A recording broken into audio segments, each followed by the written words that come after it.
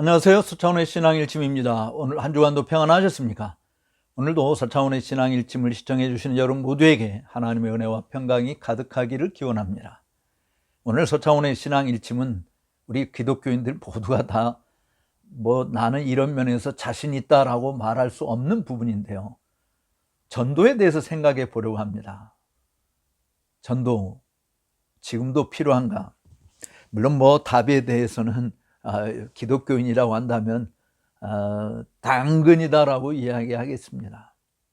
사실 성경적인 복음 전도는 시대를 초월해서 언제나 중요합니다.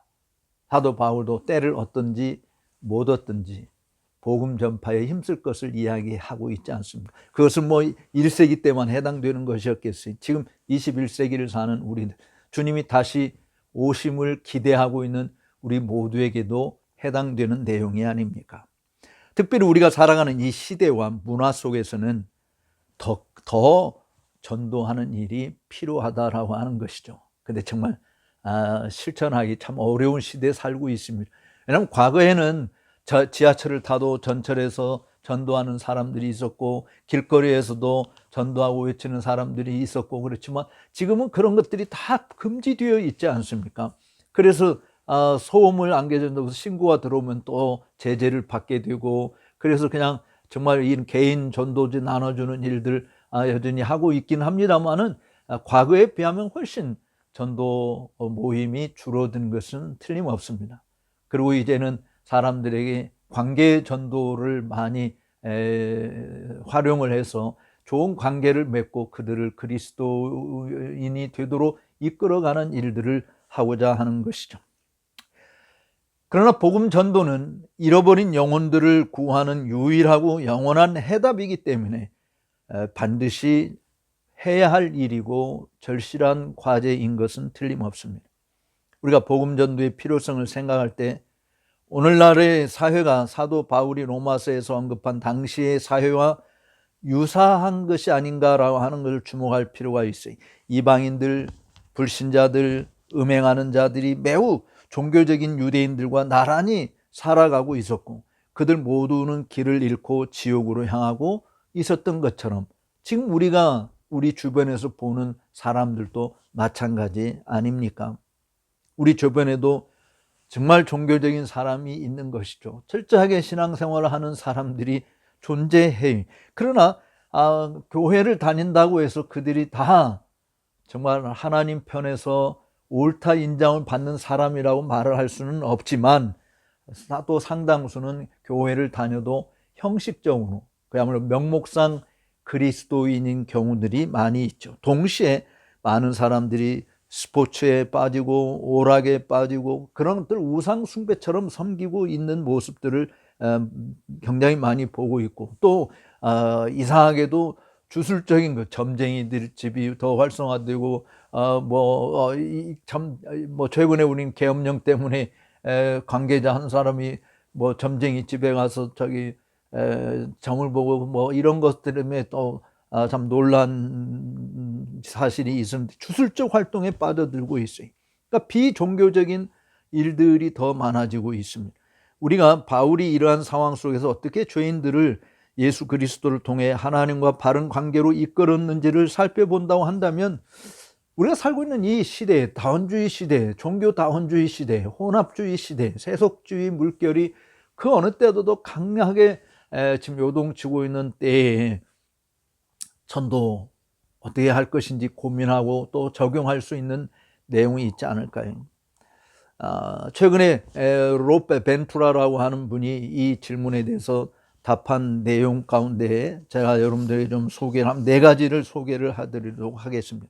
첫째는 사도 바울은 모든 사람이 하나님 앞에서 죄를 지었고 하나님의 의로운 진노 아래 있다는 사실을 늘 상기시켜 주었습니다. 우리가 잘 아는 로마서 1장 18절에 하나님의 진노가 불의로 진리를 막는 사람들의 모든 경건치 않음과 불의에 대하여 하늘로부터 나타나더니라고 이야기했습니다. 사실은 현대인들이 제일 싫어하는 것 중에 하나가 당신은 죄인이야 라고 하는 것이잖아요. 그래서 긍정적인 사고방식을 가진 그런 사람들 또는 목적이 이끄는 삶을 이야기하는 사람들 보면 죄에 대해서 별로 언급하지 않습니다. 왜냐하면 사람들이 듣기 싫다고요. 그러니까 죄에 대해서 말하지 않으면 예수님이 필요하지 않잖아요. 왜냐하면 예수님이 의인을 부르러 온 것이 아니고 죄인을 부르러 오셨기 때문이죠. 모든 사람이 다 하나님의 의로운 진노 앞에 놓여 있다. 우리는 최근에 정치권에 사법 리스크를 가진 분이 정말 무죄 판명을 받았다고 해서 그 사회에 굉장히 큰 논란을 지금 불러일으키고 있습니다만, 그건 인간 세계에서 얼마든지 있을 수 있는 일이에요. 왜냐하면 불의한 재판관들이 존재하니까요. 그렇지만 하나님 앞에서, 하나님은 불의한 재판관이 아니잖아요. 그분의 재판은 공의로운 재판인 것이죠. 어느 누구도 그분의 판결에 대해서 이의를 달거나 항소할 수 있는 것이 있는 게 아닙니다. 하나님의 재판은 의로운 재판인 것이고, 그래서 하나님의 분노 역시 죄인들을 향해서 의로운 분노인 거예요. 그 분노를 쏟아내는 것이죠. 사실은 우리 죄인이 받아야 될 하나님의 그 모든 진노의 잔을 하나님의 아들 예수 그리스도께서 받으신 거 아닙니까? 그러니까 하나님께서 이는 내 사랑하는 아들은 내 기뻐하는 자라고 말씀한 그 독생자 아들에게 하나님께서 예를 들어서 진노의 잔을 이 컵에 가득 들어있는 것을 다 쏟아 붓는다고 한다면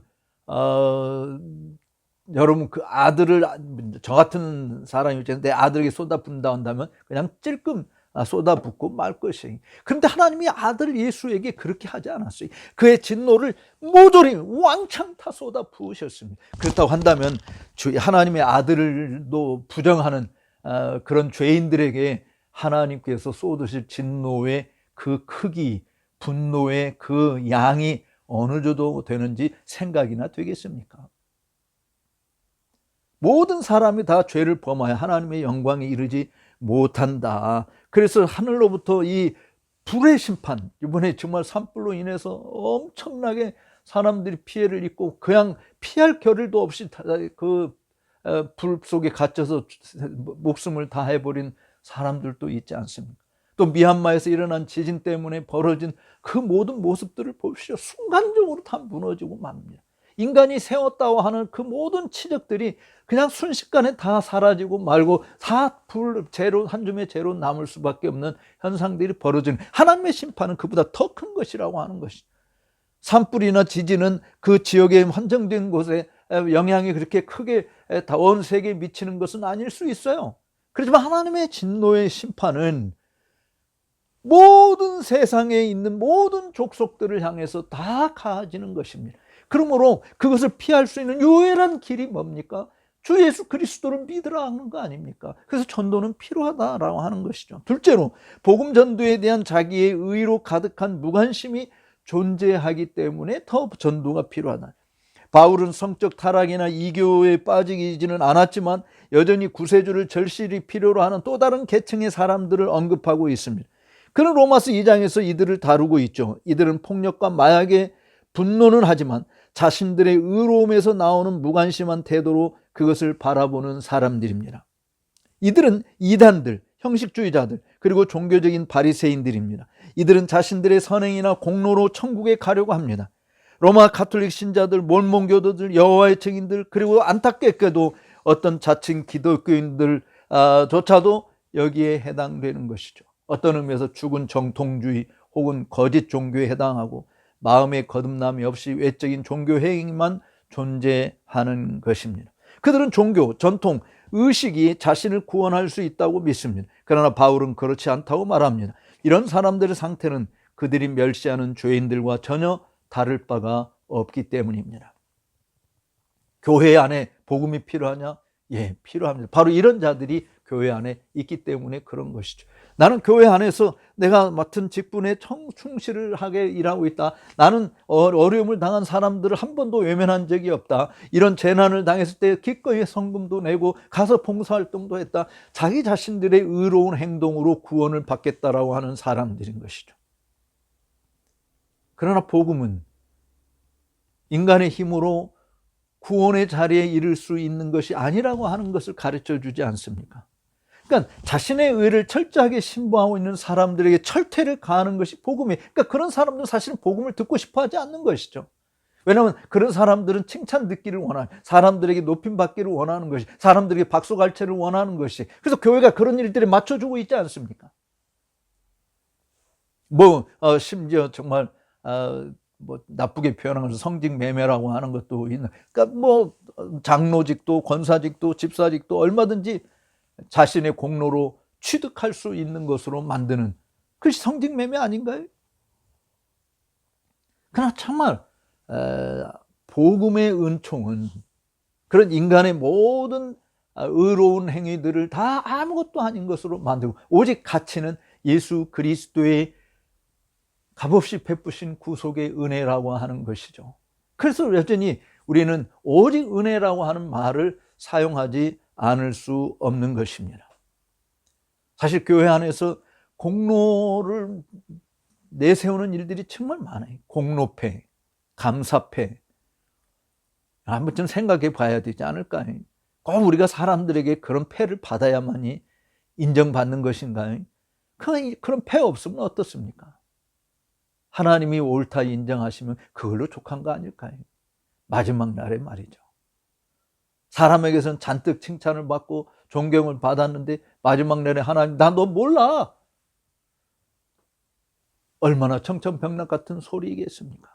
당연히 나는 따놓은 단상이라고 생각했는데 주님으로부터 배척당한다? 천국에 들어가 보지도 못한다? 문턱에서 쫓겨난다? 그런 자들이 존재하기 때문에 복음을 붙들라고, 하나님의 은혜를 붙들라고, 하나님의 말씀의 뿌리를 내리라고 강조하는 복음 전도의 메시지는 교회에서도 여전히 필요하다라고 하는 것이에요. 세 번째 이유, 전도가 왜 필요합니까? 모든 사람은 예수님에 대해 들어야만 하기 때문에 그렇습니다. 바울은 로마서 3장 10절에서 이하에서 종교인이든 아니든 모든 인류의 상태를 이야기했잖아요. 의인은 없나니 한 사람도 없다. 깨닫는 자도 없고 하나님을 찾는 자도 없고 그들의 눈앞에는 하나님을 두려함이 없더라. 한 사람도 의인이 존재하지 않습니다. 그 말은 주님께서 의인을 부르러 온 것이 아니라 죄인을 부르러 왔다고 하신 것처럼 모든 사람들이 다 죄인이라고 하는 거 말하는 거 아닙니까? 그러면 절망인가요? 그래, 우리 자신을 보게 되면, 우리가 행하는 모든 일들을 보게 되면 정말 좌절하고 낙심할 수밖에 없고 절망할 수밖에 없어요. 근데 복음은 그게 전부가 아니지 않습니까? 복음은 우리의 비참함을 드러내주기도 하지만 여전히 복된 소식인 것이에요. 단지 세상의 어두운 현실만 묘사하고 손을 들고 절망에 빠진 채로 머물러 있게 만들지 않습니다. 오히려 해결책이 복음이다. 모든 사람이 죄를 범하였으며 하나님의 영광에 이르지 못하다니라 하는 이 사실에도 불구하고 복음을 통해 이런 타락한 죄인들이 그리스도 예수 안에 있는 구속으로 말미암아 하나님의 은혜로 값없이 의롭다함을 받을 수 있다라고 선언하는 것입니다. 이것이 바울이 모든 믿는 자의 구원을 주시는 하나님의 능력이라고 말하는 것이죠. 그래서 복음을 부끄러워하지 않는다라고 이야기하는 것이에요. 저는 정말 길거리에서 나가서 전도해 본 경험이 딱 한두 번밖에는 없었습니다만은 여전히 지금도 교회에서 말씀을 전할 수 있는 기회가 있을 때마다 주 예수 그리스도의 복음에 충실하려고 합니다. 왜냐하면 지금 오늘날 교회 안에서 사람들이 무기력하게 살고 있는 그 모든 원인이 복음에 감동되지 않기 때문에 그것은 옛날에 이미 받았다라고 생각하고 이제는 그냥 자기 자신들의 종교적인 그 행위에 만족하는 일들이 너무 많기 때문에. 그러나 복음은 여전히 살아서 지금도 우리를 작동시키잖아요. 나가게 하잖아요. 사람들에게 입을 벌려서 주 예수를 믿으라고 전할 수 있게 만들잖아요. 그것이 광신자적인 행동이 아니라 할지라도 정말 은혜롭게, 아주 부드럽게, 그리고 선하게, 그리고 공손하게 정말 고품격 인격을 가진 자로 성장하면서 다른 사람이 우리들이 흔히 좋아하는 관계전도, 복음의 영향력을 발휘하는 자가 되도록 힘쓰는 거 아니겠습니까? 이 복음은 우리의 삶을 더 풍성하게 하고, 이 복음은 우리로 하여금 소망이 넘쳐 흐르게 만들고, 이 복음은 우리로 하여금 땅에 있는 것들을 무가치하게 여기고 하늘의 것들을 더 사모하게 만드는 가장 좋은 자극제인 것이에요. 모든 얘기 열려 있고 자유롭게 전해져야 하는 것입니다. 이 복음은 유대인에게도 이방인에게도 이교도인들에게도 자기 의에 찬 바리새인에게도 다 열려 있는 것이에요. 제가 이제 5월 1일 날 케냐를 향해서 선교지에 갑니다만 왜 그곳에 가느냐? 열악한 환경에 있는 그곳에 있는 백성들에게, 그들에게도 필요한 것이 바로 이 예수 그리스도의 복음 때문이지 않습니까? 서창훈의 신앙 일침을 시청해 주신 여러분들, 저의 아프리카 케냐와 부룬디에서의 2달간의 사역을 위해서 특별히 기도해 주시기를 바랍니다. 정말 복음이 선포되어질 때 죽은 자들이 살아나는 역사, 무엇으로 말미암습니까? 복음이지 않습니까? 병든 자리 고침을 받는 건 물론 의사들의 손길을 통해서도 일어나는 일이지만 하나님은 능히 그런 자들을 치유해 줄 수 있지 않습니까? 무지한 자들을 지혜롭게 만들고 연약한 자들을 강하게 하는 것이 바로 하나님이 하시는 일 아닙니까? 저는 복음의 이런 역사들이 제가 발걸음을 옮길 때마다, 저는 사도 바울 같은 사람은 아니지만 그러나 발걸음을 옮길 때마다 하나님께서 그런 구원의 은총을 베풀어 주시고 하나님의 집으로 모아드리는 일들이 일어나게 되기를 소망하는 것입니다. 우리 대한민국 사람에게도 필요해. 대한민국에 찾아온 많은 이방인들에게도 이 복음이 필요합니다. 그런데 정말 한국에서 이 복음을 들려주는 사람들이 많지 않다라고 하는데 너무나도 안타까움이 많습니다. 어쨌든 우리는 교회가 다시금 복음에 충실해야 된다. 제가 지난주에 WEA에 대해서 언급을 했습니다만 복음 전도가 아니라 사람들의 환경 개선에 주된 초점을 맞춘다고 한다면 사실은 환경이 사람을 바꾸는 거 아니지 않습니까? 복음이 사람을 바꾸고 바뀌어진 사람이 환경도 바꿔 나갈 수 있는 거예요. 근데 이 복음을 배척하고 환경 개선에만 더 집중하고 있다고 한다면 그건 사회단체들이 해야 할 일이고 국가가 해야 할 일이지 교회가 할 일은 아니라고 하는 것이죠. 마지막으로 왜 전도해야 되는가? 복음의 메시지에는 굴욕이나 부끄러움이 없기 때문입니다. 바울은 로마서 1장에서 자신이 그리스도의 복음을 부끄러워하지 않는다고 이야기했어요. 왜냐하면 복음은 남자와 여자를 죄에서 구원하기 위해 역사하시는 하나님의 능력이 작동되는 도구이기 때문에 그렇습니다. 복음의 명확한 선포는 하나님의 전능하신 능력이 역사하여 영적으로 죽은 죄인들을 그분의 아들 안에서 새 생명으로 이끄는 수단이기 때문입니다.